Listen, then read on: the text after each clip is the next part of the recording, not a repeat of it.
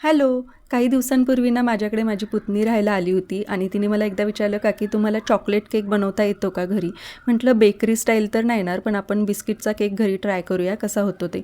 म्हणून काय केलं, 2 बर्बन बिस्किटचे पुडे घेतले आणि त्यातली ना सगळी मधली क्रीम काढून घेतली साईडला आणि जे बिस्किट्स आहेत ना ते सगळे एका मिक्सरच्या भांड्यात घालून त्यामध्ये थोडंसं दूध टाकायचं, 2 ते 2.5 वाटी इतकं, छोट्या छोट्या वाट्या, आणि ते मिक्सरला पुन्हा बारीक करून घ्यायचं व्यवस्थित.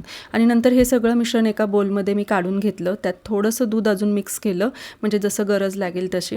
आणि त्यानंतर याच्यामध्ये इनो फ्रूट सॉल्ट घातला आणि थोडंसं तेल घालायचं 1 चमचा इतकं, म्हणजे केक चांगला फुलतो. आणि हे सगळं मिश्रण एकाच डायरेक्शनने फिरवून घ्यायचं.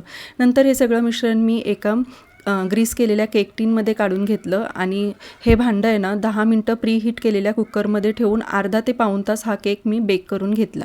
नंतर पूर्ण थंड झाल्याच्या नंतर केक ना डिमोल्ट करून घ्यायचा. अगदी छान असा केक तयार झाला होता. मधून कट केला, मध्ये शुगर सिरप टाकलं, चॉकलेट टाकली आणि त्यानंतर वरती आहे ना मी चॉकलेट गनाश तयार केलं होतं घरी, ते टाकून घेतलं आणि साईडला थोडेसे ना चॉकलेटचेच क्रश केलेले चॉकलेट टाकलं आणि मध्ये शुगर बॉल्स टाकले सगळे. आणि अशा पद्धतीने हा केक थोडासा मी डिझाईन केला, म्हणजे डेकोरेट केला वरून.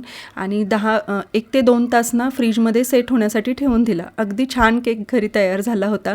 मुलांनी जर असं कधी घरी मागितलं ना बनवायला सांगितलं ना तर नक्की ट्राय करत जा, कारण की ना घरी बनवल्याचा आनंद पण आपल्याला भेटतो छान, आणि हेल्दी पण आपण मुलांना काहीतरी खाऊ घातलं असं पण वाटतं.